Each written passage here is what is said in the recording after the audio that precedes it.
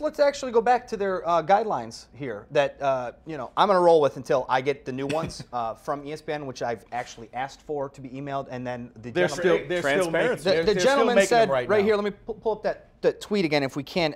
David Scott right here in my request to him said right here, we do not share our guidelines. I'm correcting the erroneous information you are putting forth so you can better inform your viewers. ESPN stands by its reporting. And I just simply said back, why are you not being transparent if you're reporting cries for another institution to do the same? Your reports have been erroneous at times very well done. We're just trying to find the truth just as you are. Don't you want that? So back into the paper here, transparency highlighted. An important element of ESPN's editorial credibility and integrity. It can be measured in a number of ways, including responsiveness to viewer and user comments and criticism, willingness to explain editorial decisions, willingness to openly correct mistakes, and openness about ownership and conflicts of interest. Guys, we're asking the same thing that you're asking of Michigan State of you. If you can't put yourself out there and say, this is why we're doing what we're doing, how can you sit there and pot kettle it and say to Michigan State, why can't you be transparent? Why can't you tell us what we need? I just look at that right there, and it's like, I am on the side of finding the truth just as everybody else is. And I will give a shout out to Mike Valeni for 97.1 The Ticket, who has been very open with this discussion. And he's the same. I'm in the same boat. If Michigan State is doing things to cover this up, let's burn it down.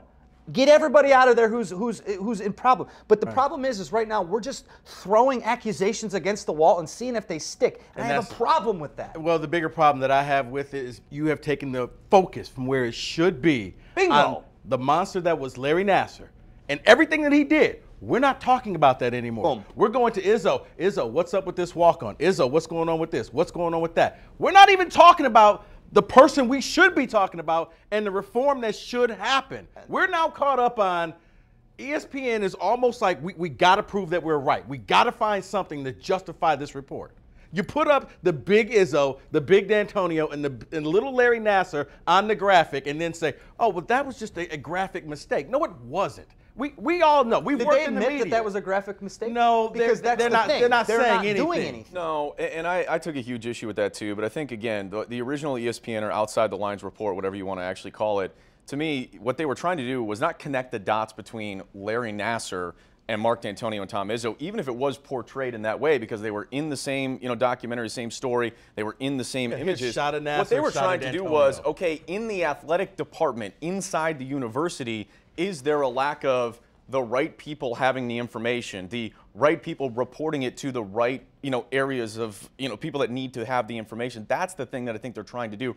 Are there more questions? Is there, more things maybe that they need to figure out? And clearly there are other things that are going on, but this isn't, I don't want to downplay fourth degree, sexual conduct, but this is not as big of a deal, I'm sorry, as some of the other things that are going on. It will be interesting to see, because I think the one thing that the public doesn't have right now, and maybe ESPN doesn't have right now, is the patience and the time that it's going to take.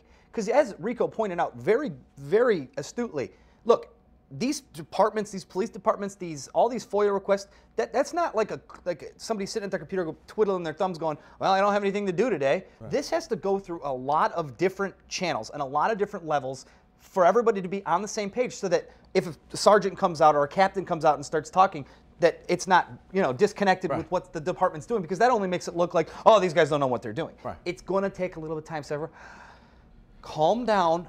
And let's just let the process play out. At the end of the day, those guilty will be found guilty. Unfortunately.